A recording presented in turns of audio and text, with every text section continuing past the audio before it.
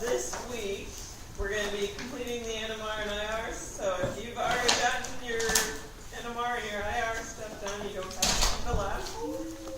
Those of you that have some NMRs, I think we just have a couple in each lab. It's probably going to take 10 minutes for each group if the instrument's working properly. And so we'll try and cycle through those. So it's a pretty light week this week. And then our real labs will start next week.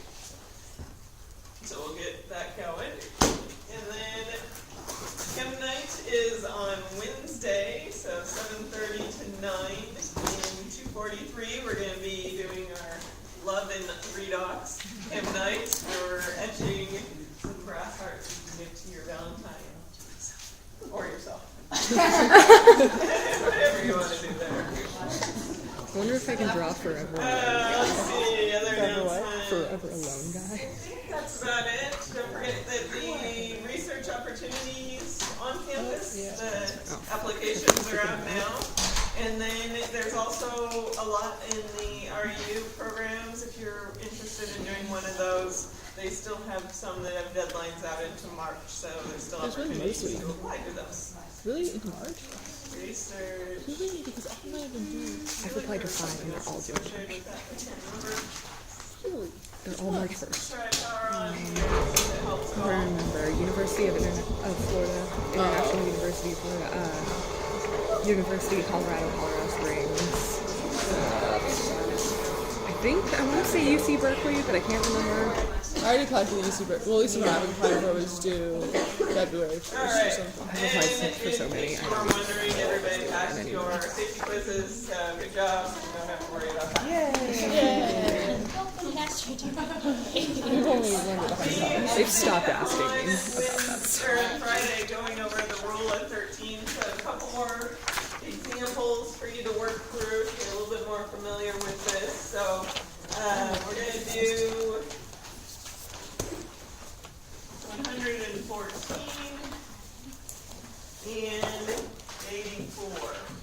So these would be your molecular masses. And so from there, you have to calculate, it's looking better, the molecular formula. So if you're only given a molecular mass, you can use that rule of 13. So we have 114 divided by 13. Get you started. I'll let you work out those. Come up with at least 2 molecular formulas that will work for both of those. Remember that we need to have a positive full integer for your molecular, I don't or know your what change it U, into a sorry. fraction on yours.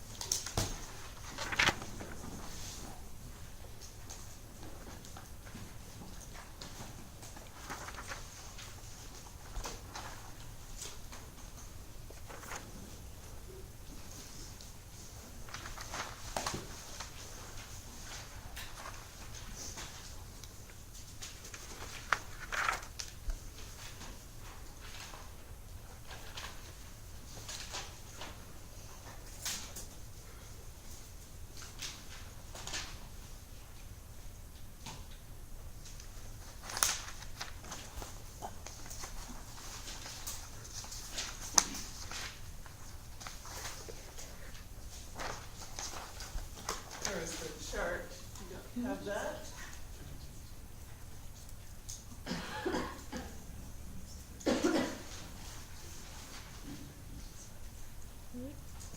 Different with I got, but what did you get? Yeah, but you wanted to, didn't you?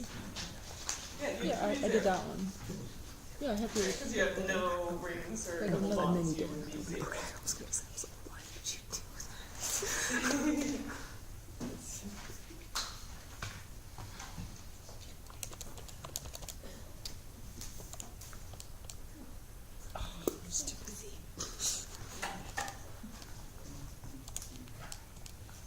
Okay.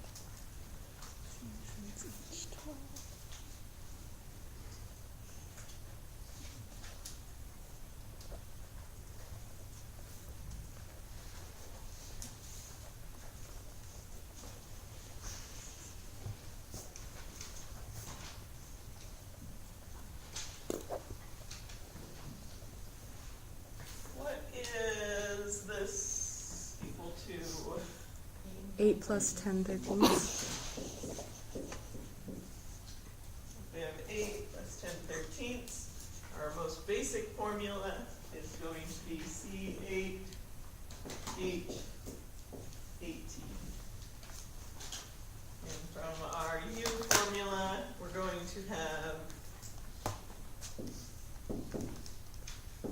our N minus 10 plus 2 divided by 2 is going to equal 0. That is a completely saturated hydrocarbon. If you look at the formula here, it's 2N plus 2, which is how many hydrogens can be on that carbon. And then, what other formulas did you come up with? Any? C7H14O.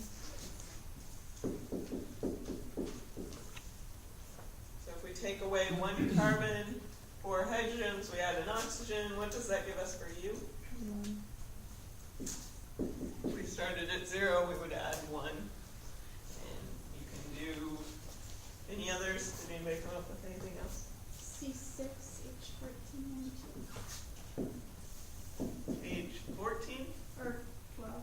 12, Maybe 14. 14, I think. 14, N, what's that? N2? Yes. Okay. U would be 1, because there's 2 of them. So we have 1/2 of each of them. So in this, you're going to want to be able to come up with a couple extras. And I have a couple of homework assignments where you have to do that.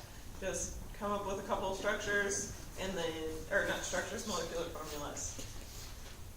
And there can be any combination of those things in there as long as your U is either positive, 0, or, and it has to be an integer, not a fraction. So 84 divided by 13 gave us what? 6 plus 6 thirteenths. 6 plus 6 thirteenths. So our basic formula, C8, 6, H, 12.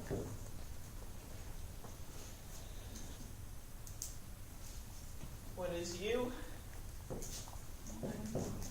1. We have 1 unit of unsaturation. And what other molecular formulas? C4, H8, C4, H, 8, and 2. U equals 2. All sorts of variations you can do to change these up. We could add an iodine. No, we can't add an iodine because it's too big. We could add,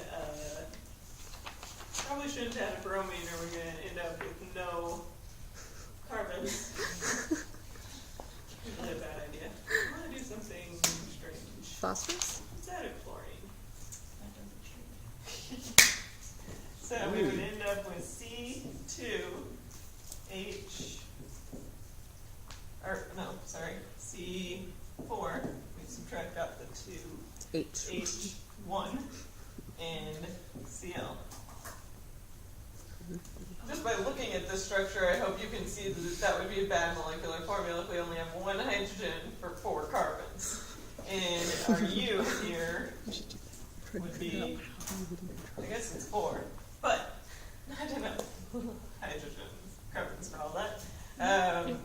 If you need to get rid of a carbon, you can add in hydrogens to make it up. So you could add 12 hydrogens to get a better formula, but then I think we're going to end up with way too many. I don't think this formula works at all. But now we have a bunch more hydrogens, which is closer to what it should be, but now we have too many hydrogens, because our U is 11. Going in the wrong direction here. -3. Oh, yeah. So we're adding the hydrogens. Yeah, you're correct. So now we're at -3. So yeah, again, bad direction to go in, right? But that's the way, if you get to not enough hydrogens or not enough carbons, you can always swap those out to swap 12 hydrogens for carbon or vice versa. Okay. So that would be your starting point for all of this that we've talked about. We've talked about elemental analysis, and then the molecular mass, which would be just your nominal mass. It's maybe just before the decimal point. It's not a very specific mass, because as you can see, there are lots of different formulas that can fit the exact same molecular mass. There is a technique called high resolution mass spec, which takes the molecular mass of your ion that you're detecting out to 4 decimal places. We can't do this on our instrument. It's not quite tuned close enough to get 4 decimal places with any kind of accuracy. But there are instruments that can do this, and they're highly tuned so that that mass that you're getting out can be accurate out to the 4 decimal places. Why this is important is if you look at these 3 formulas here, they each have a nominal mass of 84. But if you look at the decimal places, they each have a slightly different mass out to 4 decimal places. And that is because carbon is 12.0, and that's the set one. Not all of our hydrogens are going to be 1.000. They're actually 1.00783.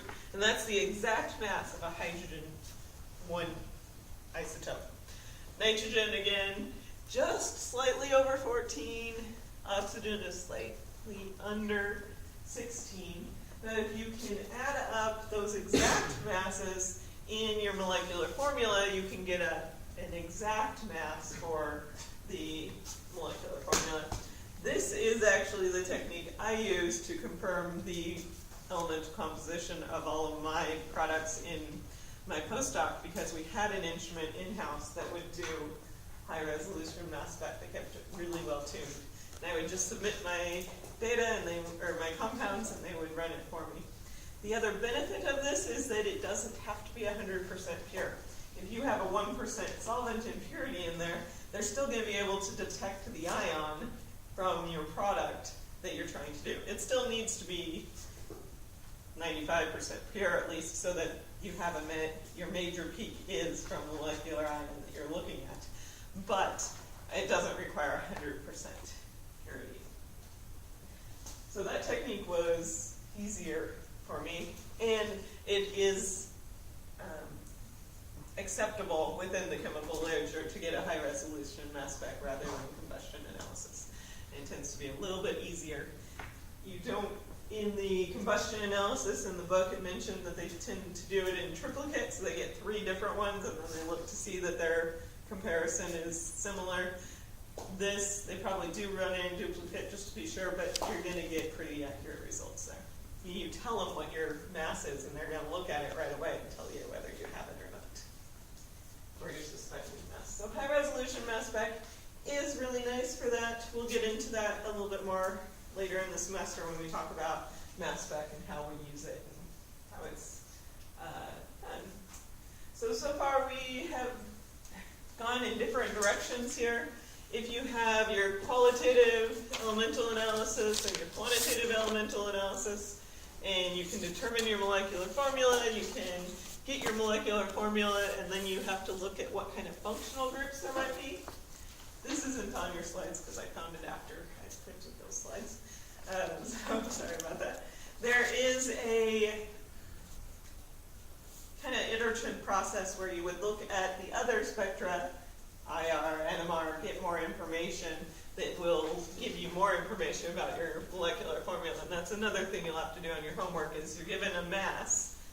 You gotta do your rule of 13, but I'll also give you maybe an IR or a carbon 13 to go with that mass, and you can try and infer the actual structure from that.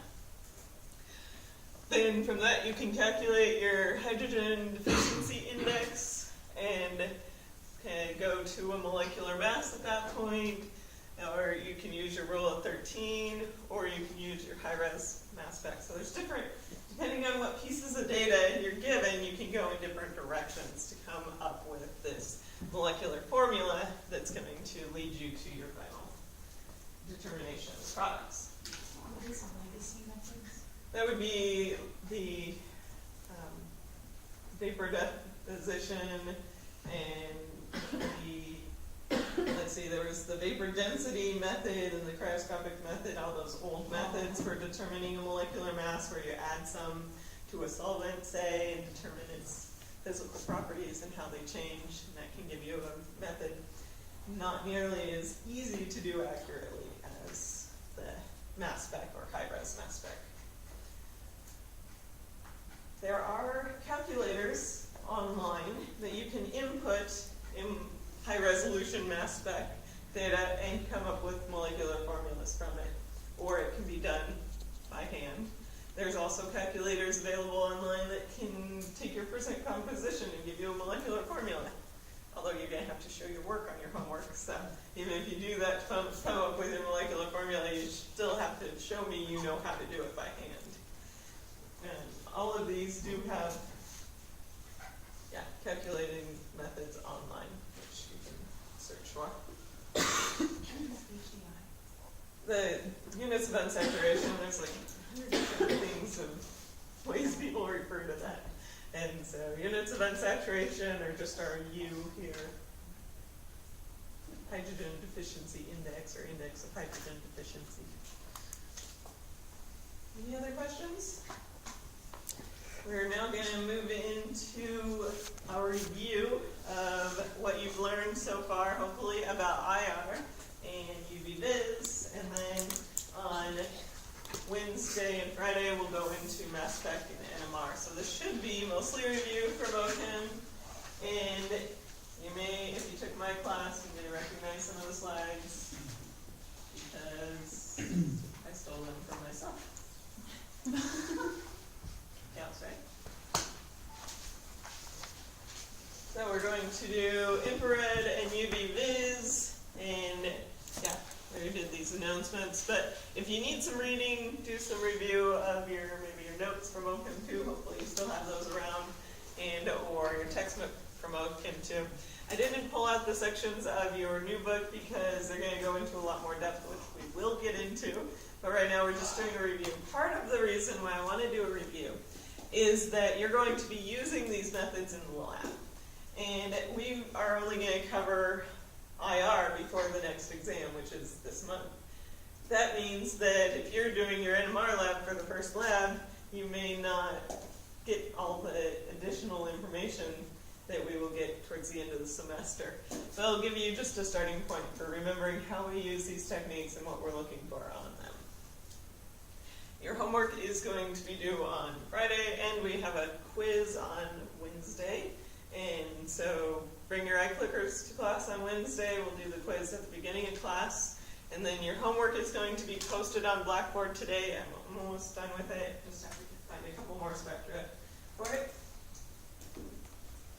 So we're going to start with infrared spectroscopy. So if you remember, we have our electromagnetic spectrum here. The infrared section is this one to your right of the visible region over here in the IR. We actually don't look at the entire infrared spectrum because it's a little bit, well, we can't measure usable information in all of the infrared. So we actually only look at a portion of it. We go from 2.5 micrometers to 25 micrometers. So just above this line here, which is our 2 micrometers, to about halfway through there. This is the region we're looking at when we're looking at our IR spectra. And so our infrared region we're looking at is the 2.5 micrometers to 25 micrometers. Now hopefully you remember that we don't actually use those units when we're looking at IR. We actually are looking at wave numbers instead. And the wave numbers come from this region, but we take that and we take our lambda, so we do 1 over lambda, which is our wavelength.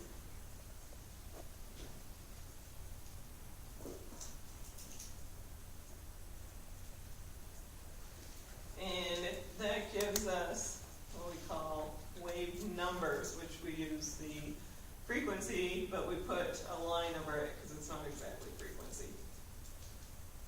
So that is equal to wave numbers.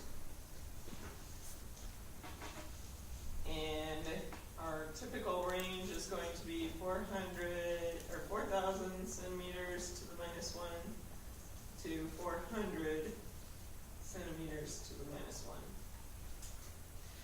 The nice thing about this is that now we have a direct relationship between energy and wave number. Remember, your wavelength is inversely proportional to the energy of the wave of light. So our wave numbers, since we're doing an inverse, is directly proportional to the energy of the light. So 4,000 is going to be higher energy than 400, and it makes interpretation, or that kind of common sense for it, a little bit easier. So what are we measuring with the IR region? We went over this? Vibrations. Yeah, so we're looking at vibrations of our molecules. And this is going to be stretches, and bends,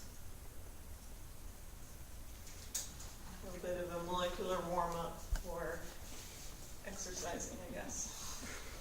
And the other thing is that this depends on dipole moment. And so the stronger you have a dipole moment, the better.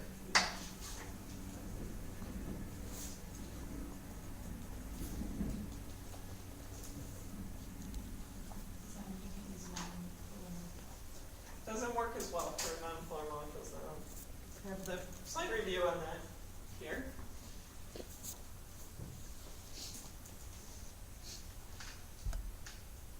We're going to look at the how to interpret it, and that's 3 things that we're going to look at on our IR spectra. Oh, I skipped a slide. A little bit about sample prep. Since you're going to be doing your samples in lab, just want to remind you of a few things that we're looking at. So salt plate is kind of the standard method. You have a single crystal sodium chloride salt plate, and you're going to put a drop of the liquid in between your salt plates and then take a spectrum of it. The salt plates are pretty good because they're ionic, and so they don't absorb in the IR region, except until about 600. So if you were doing your difference method last week in lab, and you saw that the peak on the background of just the salt plate, it's going to be pretty level, and then it starts going pretty far down after it gets to about 600.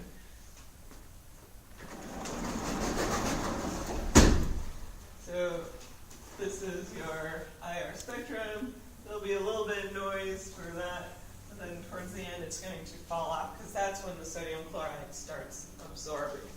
We don't see that normally because this gets subtracted out, and that is what our background is. Our background is everything that's in the way of this IR beam normally that we need to subtract out, so we just get our sample. And that can be our salt plates. It can be the air in the chamber, because you may have a little bit of humidity, so you'd have a little water. You may have carbon dioxide, which absorbs in the middle of the region. and we want to subtract all of those things out. And so that is your background. It's subtracting out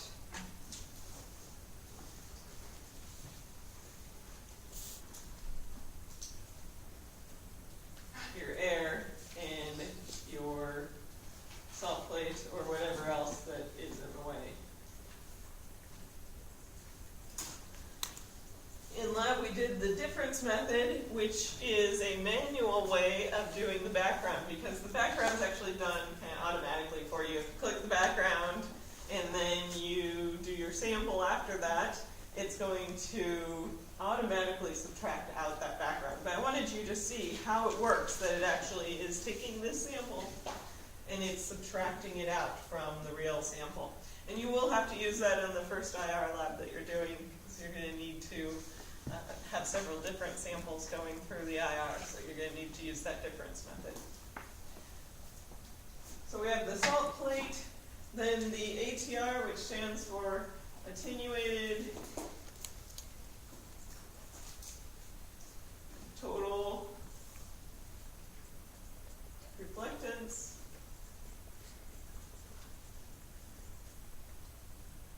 And we'll get into a little bit more detail about that soon.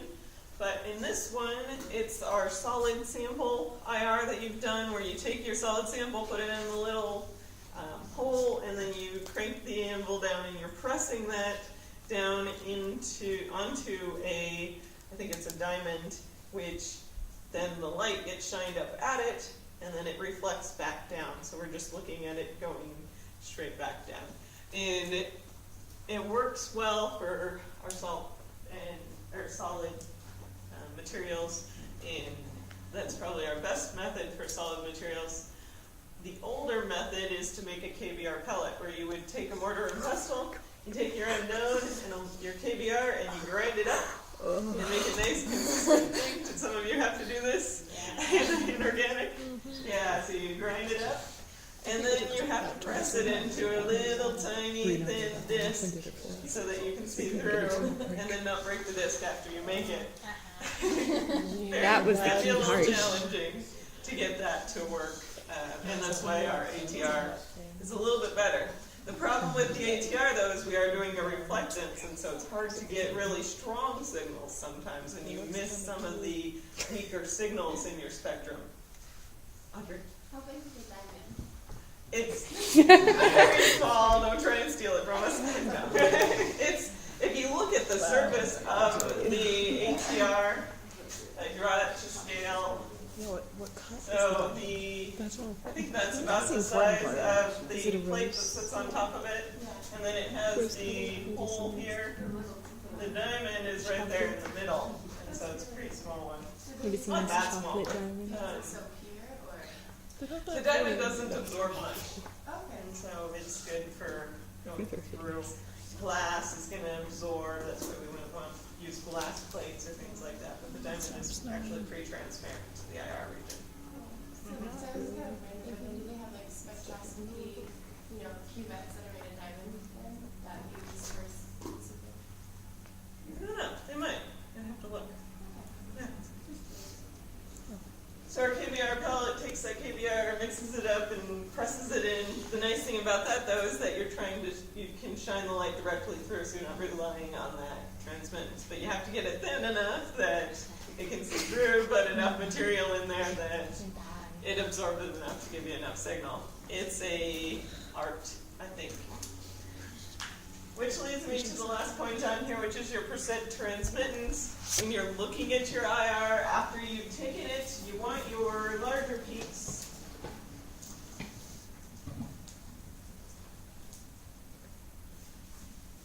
around 40% transmittance.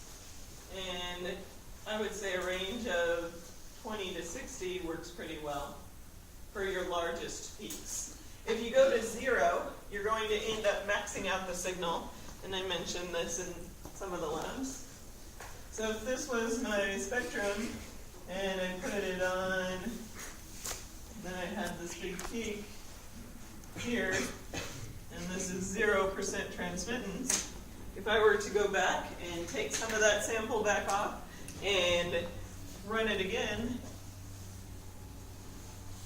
may see that that's actually 2 peaks instead of 1, and that you get better resolution. And then the fact that you now have 2 peaks is going to help you in your interpretation, because you, in this region in particular, carbonyl or carbon-carbon double bonds, you may have 2 carbonyls, or you may have a carbonyl and a double bond, but you wouldn't know that if you cut off the top of the peaks. So if you're taking a spectrum, you want to make sure that you're not at 0% transmittance. On the other hand, you want to make sure that you're not at 90% transmittance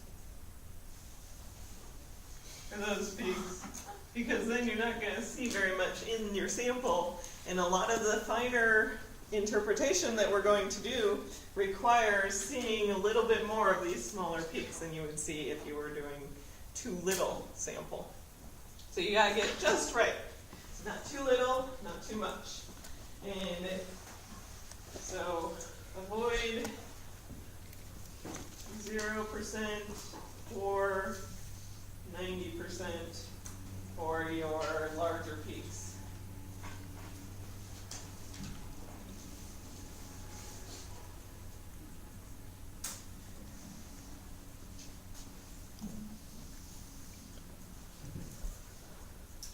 Okay, now we'll get to the 3 things you're going to look for in your peaks. Take a minute, talk to your neighbor, try and remember what are those 3 things we want to look for in our peaks. The shape of the peak. Location. Shape. Oh yeah, okay. Wasn't there something about like Transmittance. okay, what are we from peaks? That doesn't really matter that much. What? It doesn't really matter how long they are. Not as much. No, So the shape was important. Strength, location, and shape. What do you mean straight? I don't know, we gotta remember the number multiple times. Strength is the same thing. Intensity. That's what I was talking about. Okay, that's the exact same thing. What? Strength and intensity are very similar. That's percent transmittance too. Those are all the same thing. True. Oh look, it's that guy. I actually never saw that. Alright, so what is one thing that we should see? What's one thing we want to look at? Position. Yeah, I'm going to call that location. The position works. That's going to be our wave numbers. Where in the spectrum is it showing up? Shape. That's number 3. And magnitude or size. And we're going to kind of quantify that as strong, medium, or weak. So we're not going to say that a 75% transmittance is not equivalent to a 65 or something like that, because as you can see, that depends on how much sample you get. That's relative to the other peaks in your spectrum. This is going to be a strong signal, these are going to be kind of medium, and then you have your weaker signals. So it's all kind of relative on that one. And then their shape is, are they sharp or broad? Or jagged? That's going to give us information on the type of functional group we're looking at. Over here I crossed off the others because you have probably those correlation tables if you kept them from when you took OChem 2, and the other reference was from your book. Appendix 1A is going to be the official full IR reference. That's one page of it. And the next page. And the next page.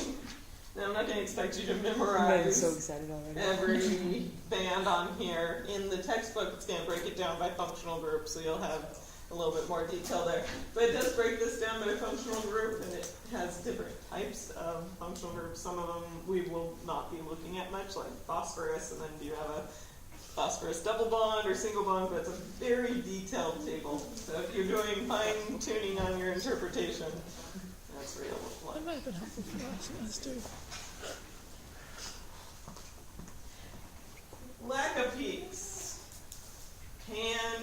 in certain functional groups that you don't have it. If you do not have a strong band in 1700s, you probably don't have a carbon-oxygen double bond. If you don't have a peak for a carbon-carbon triple bond in the 2200s, that doesn't necessarily tell you you don't have a carbon-carbon triple bond. And so you want to be careful when you're looking at your lack of peaks. But it can tell you you don't have a functional group.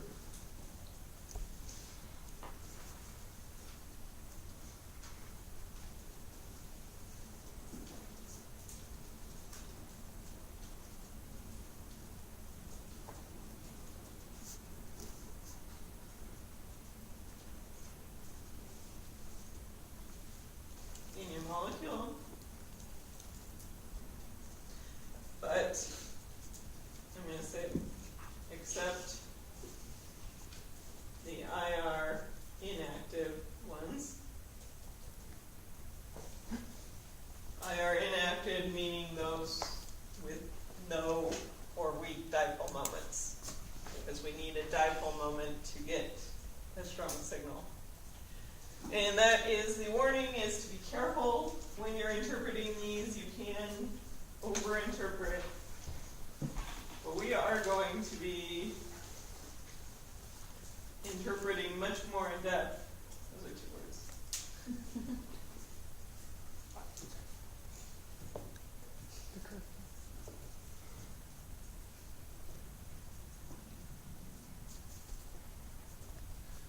We're going to be looking at a little bit more of the fingerprint region and interpreting these a lot more than we did in OCHEM, because we're going to have more time to delve into it and get more specific. But you want to be careful not to say, well, I have a carbonyl, so it has to be a ketone. There's going to be a lot more things we need to look at to identify things. Okay, so location. Your signal location depends on the strength of the bond and the size of the atoms in the bond.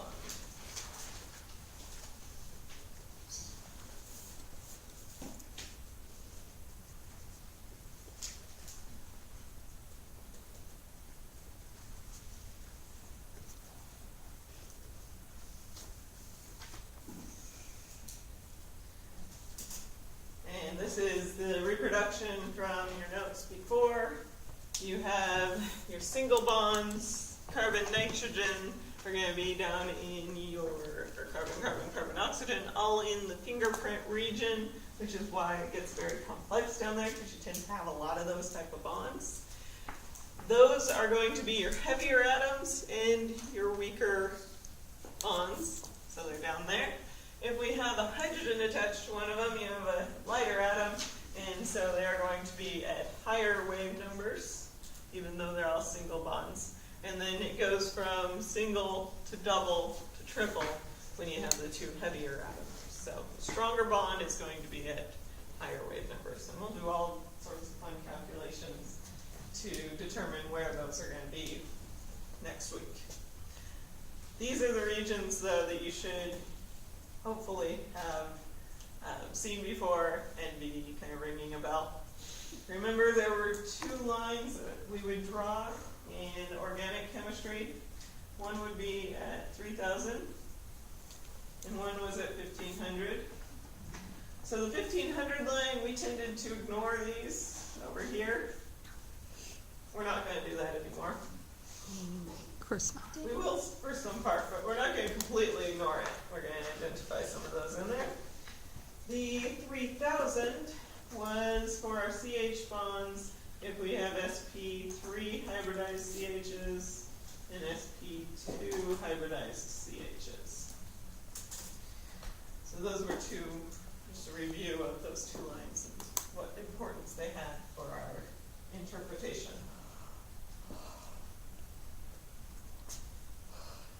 Any questions on that? Okay.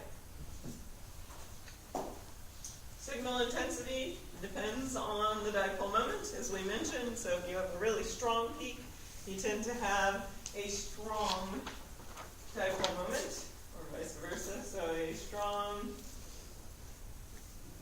dipole leads to a strong signal.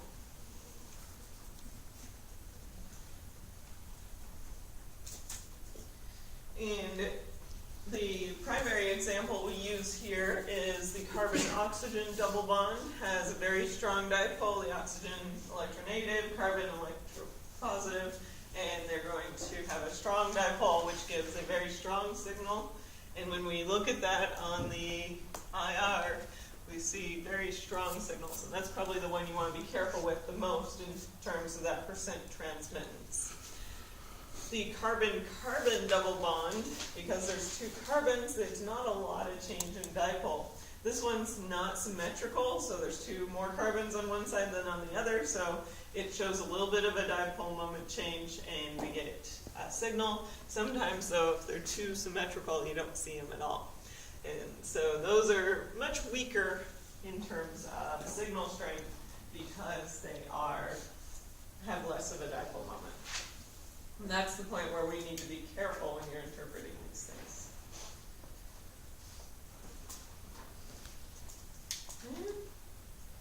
And the last one is the shape of the signal. Particularly when we're looking at the above 3,000 range, when we're trying to identify whether it's an OH or an NH or what type of OH or NH. So this was from that poster that is posted in or above the IR in the lab. And if you have that nice smooth tongue, we are suspecting an alcohol.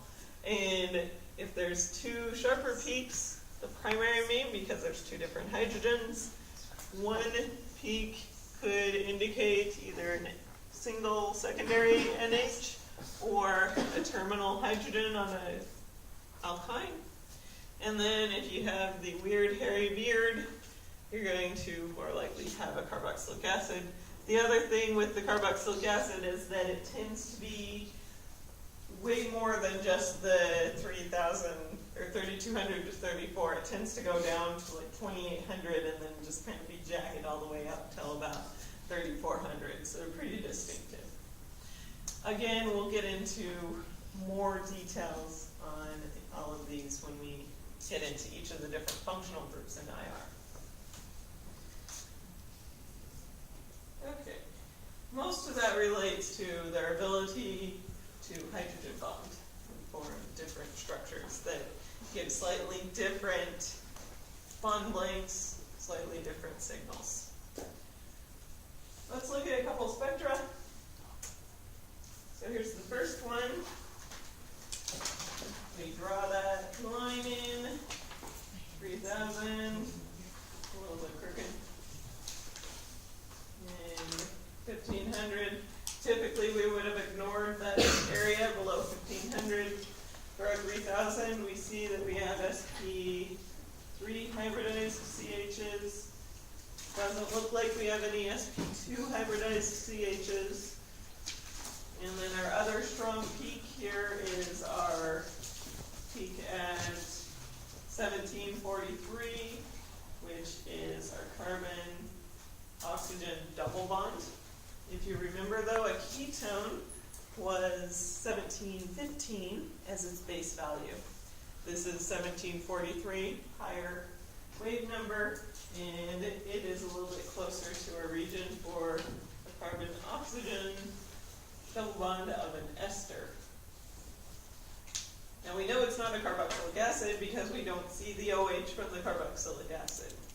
There's also a very strong peak over here, which corresponds to our CO single bond. The little peak above 3,000 is what we'll label as a CO double bond O overtone, which tends to be just about double of where the CO double bond is. So if we take that 3490-ish, so we got 3461 for that little peak up there, and we'll talk more about where the overtone comes from. But the full structure for that would be ethyl acetate. So it's got the ester here, carbon-oxygen, single bonds, and no carbon-carbon double bonds, and so we don't have any CHs that are going to be sp2 hybridized.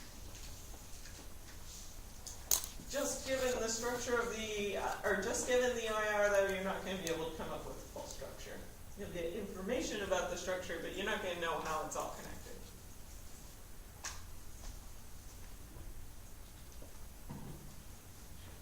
Got another one. I'll have you look at this next one and try to identify the major peaks. Here, so talk to your neighbors, try and identify the major peaks in this one. Oh, that looks like an alcohol to me. Is that like a triple Oh, that's very bond? distinctive. That usually. would look like it, yeah. Is that okay? That looks like a triple. That's my guess. And then, is that a no, it's an SCN. It's in the double bond return. Could that be like never mind. Never mind, that was random.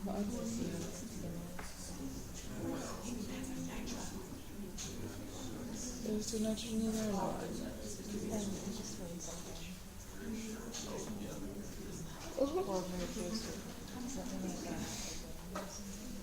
You can see that. To help you out, the molecular formula is here on the board. So that would be, well, we know there's an OH, and then we're going to assume that the carbons are connected.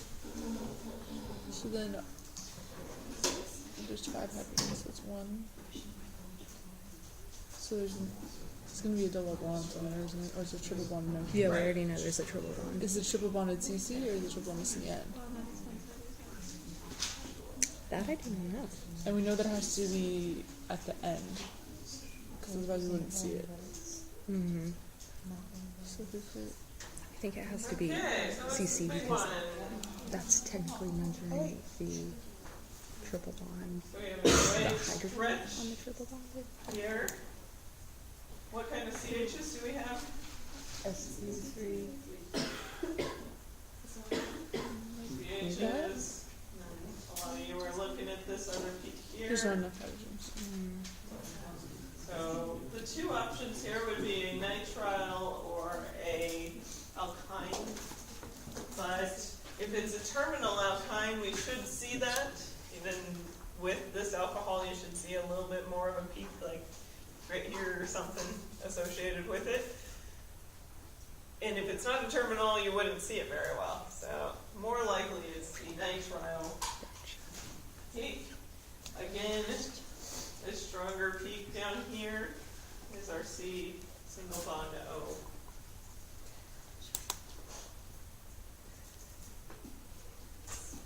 So our whole structure here is the nitrile with an alcohol. Now you could put the connectivity in a different order because we don't have any information that tells you exactly how it's all connected. So if I put the alcohol, we want to end the chain. Yeah, you wouldn't know that. Can you say again why it is wouldn't be a secondary amine as opposed to? You mean the alkyne? Yeah. Okay, so this alkyne, or this peak here, if it was an alkyne that was at the end of the chain, well, it would have to be actually, now that I look at it, you only have 3 carbons. So it would have to be at the end of the chain. And you would see another peak over here for alkyne peak. And then we'd also have to use the nitrogen somehow, so we'd probably see more peaks here. So we wouldn't just see this nice smooth OH, we'd see some more jaggedness over here from the other things that would be underneath it. For ketone, would we just expect a larger peak at 17? Yes, yes. That one's really pretty small, what we're looking for. Ketones are one of the strongest ones. Okay, so that's your brief review of IR. Now we're going to do UV Viz. I'll start it today, but I really only have 3 slides for UV Viz, so it won't take too much. So now we're going to move down. We started with the infrared over here. We're going to move a little bit to our left, and we're going to look at this entire region of the near ultraviolet and visible region. So about 200 nanometers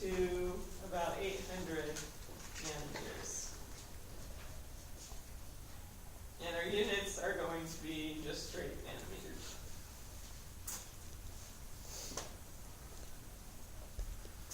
What does it measure?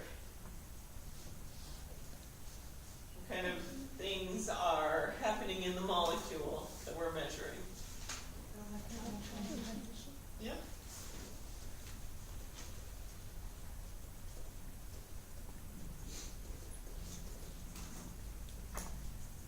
So we're looking at exciting an electron up to an excited state.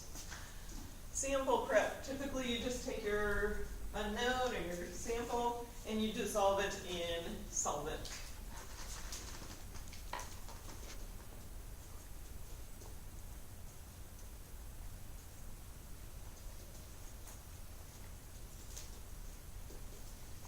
And I mentioned before, typically about 10 to the negative 4th to 10 to the negative 5th molar. So these are pretty weak, dilute solutions of your sample in the solvent. The key with the solvent though is you don't want it absorbing in the region that we're looking at. So you don't want a solvent that's going to be absorbing in this lower range of our UV vis, and we tend to pick things that are not absorbing. Standard solvents are going to be water if it dissolves, ethanol, or hexane.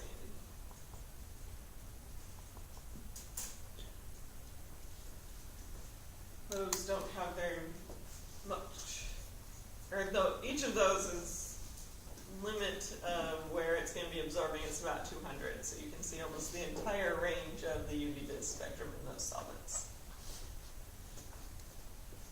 What are we looking for in our UV vis? There are two things that we tend to look for. Anybody remember what those are? Location. Yeah, location. Location. There's an equation that gives us the information. I'm just gonna see location. Your lambda max, which will be the point of maximum absorbance.